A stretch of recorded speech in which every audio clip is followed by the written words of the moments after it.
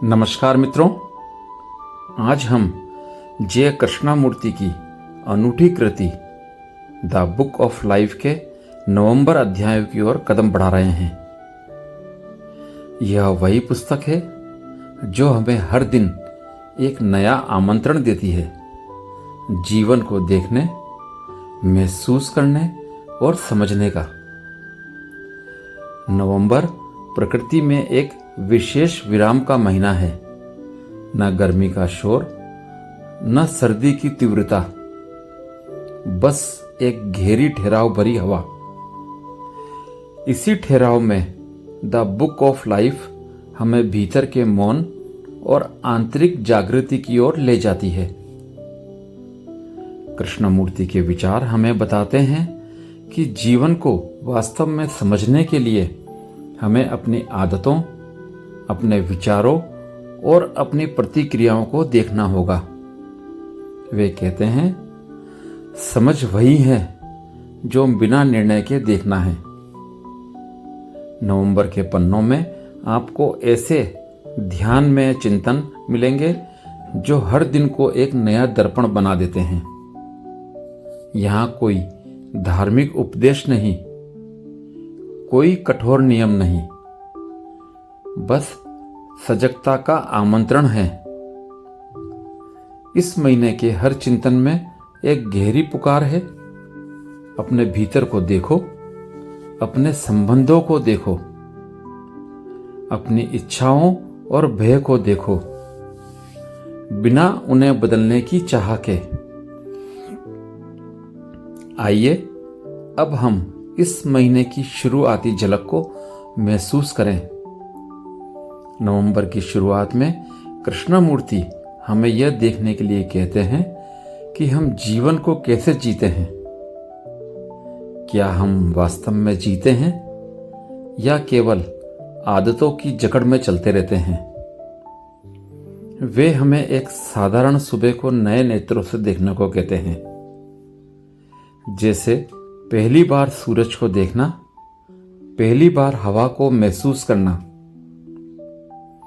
वे हमें याद दिलाते हैं कि सच्चा ध्यान किसी विधि या अभ्यास से नहीं आता। ध्यान तब होता है जब मन पूरी तरह वर्तमान में होता है।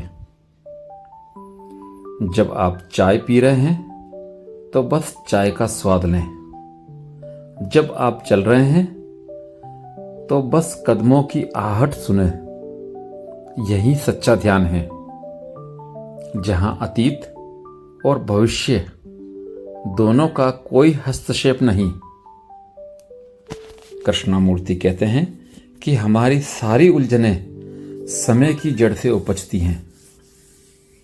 हम हमेशा कल को ढोते हैं और आने वाले कल की चिंता करते हैं, पर जीवन तो केवल इसी क्षण में है।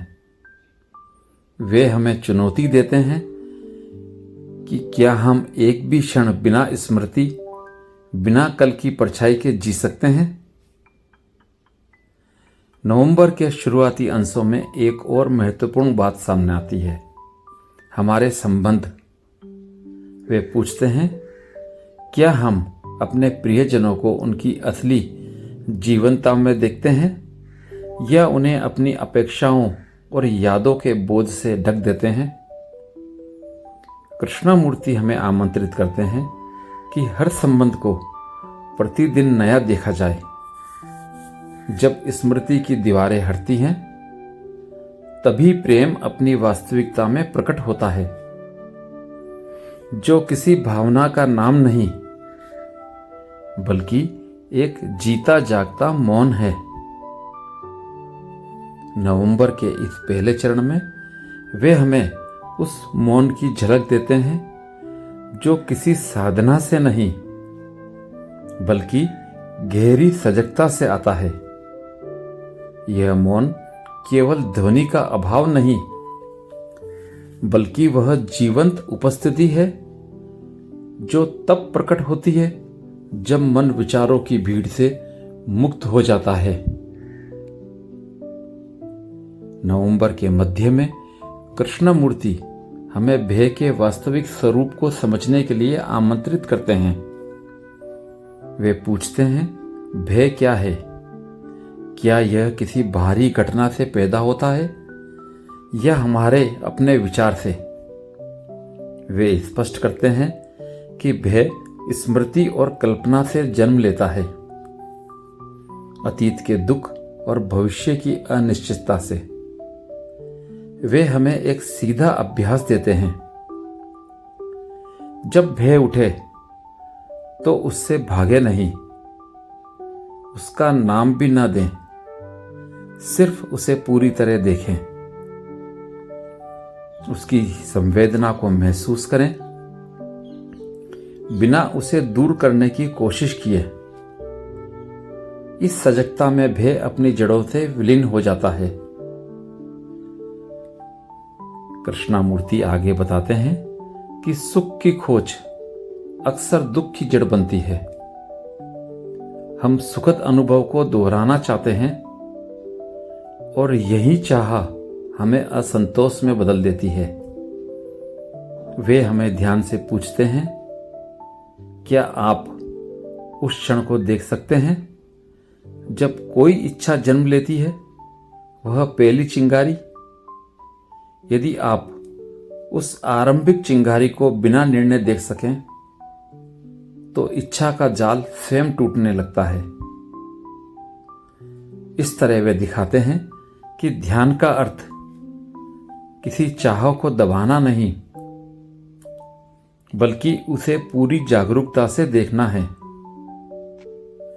नवंबर के अध्यायों में एक गहरा चिंतन है, अकेलेपन और एकांत का। वे कहते हैं, अकेलापन वह पीड़ा है जो तब महसूस होती है जब हम दूसरों पर निर्भर रहते हैं, जबकि एकांत वह स्वतंत्रता है जिसमें हम संपूर्णता का स्वाद चखते हैं। वे हमें आमंत्रित करते हैं कि कभी कभी बिना किसी किताब, बिना किसी संगीत, बिना किसी सहारे के बस अपने साथ बैठें।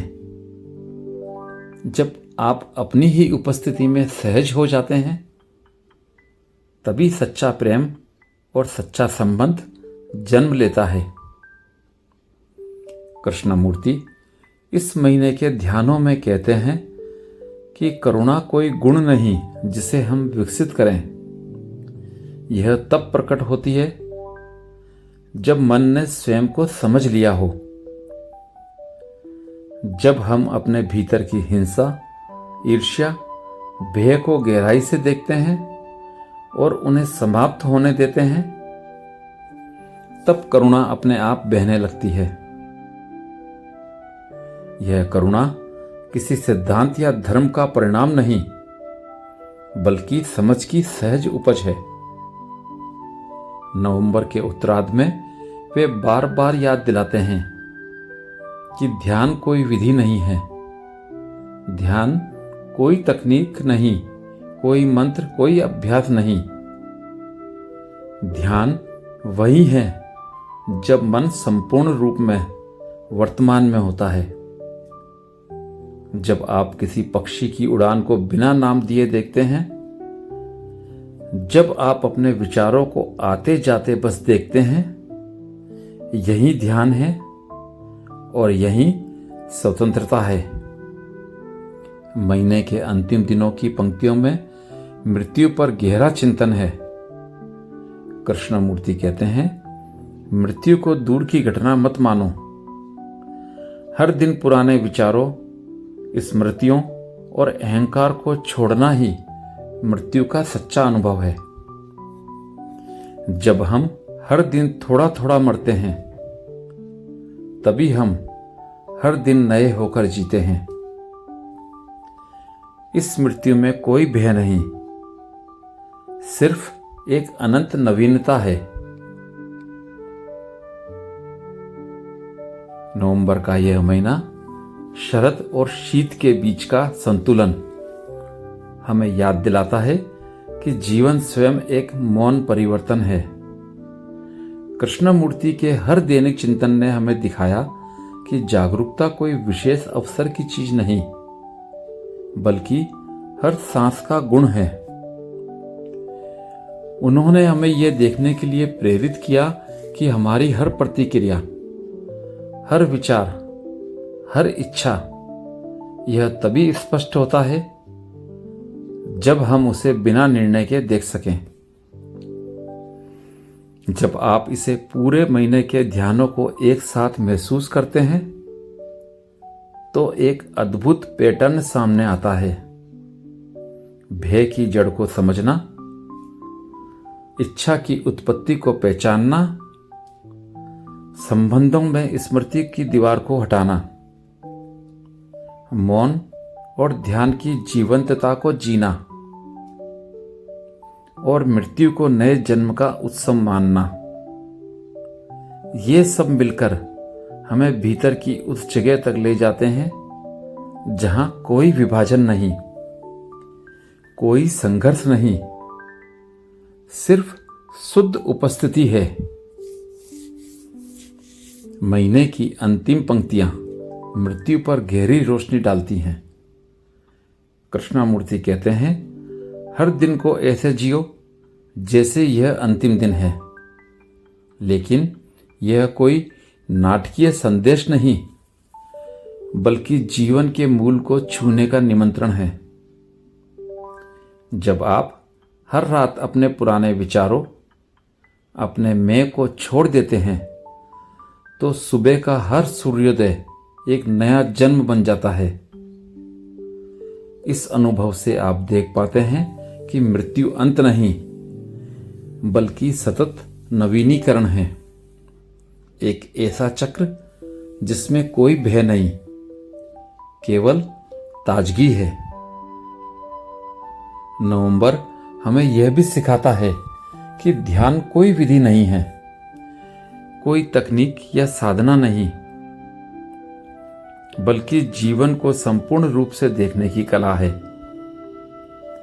जब आप बिना नाम दिए पक्षियों की उड़ान देखते हैं, जब आप बिना कल और भविष्य के दबाव के किसी पेड़ की हरियाली को देखते हैं, तो वही ध्यान है।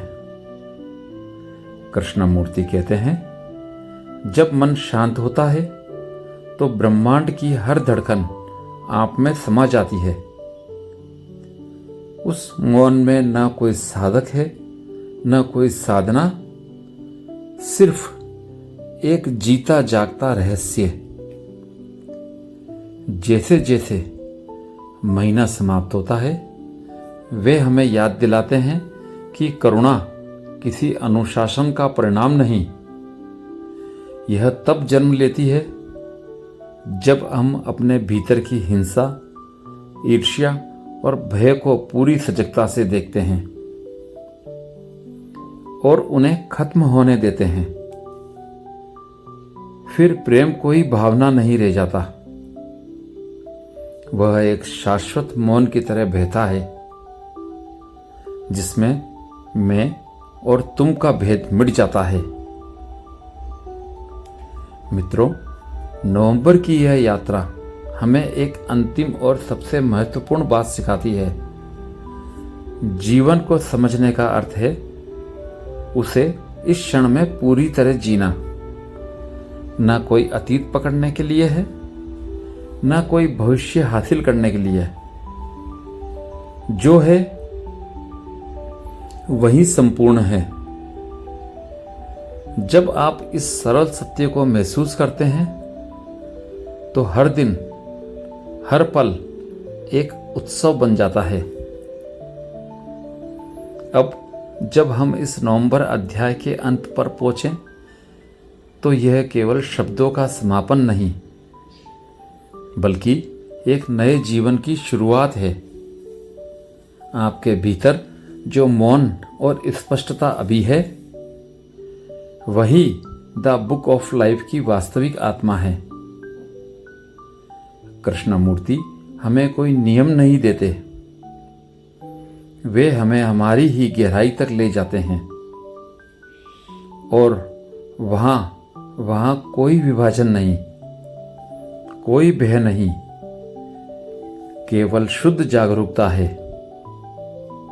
प्रिय मित्रों, आपको इस संपूर्ण पॉडकास्ट यात्रा में साथ देने के लिए हृदय से आभार। यदि इस अनुभव ने आपके भीतर नई दृष्टि जगाई है तो कृपया इस पॉडकास्ट को लाइक करें, अपने मित्रों व परिवार के साथ साझा करें और चैनल को सब्सक्राइब करें। आपका यह छोटा सा कदम न केवल हमें प्रेरित करता है बल्कि इस गहन संदेश को और लोगों तक पहुंचाता है ताकि अधिक से अधिक लोग अपने भीतर की मौन दुनिया से जुड़ सकें। धन्यवाद।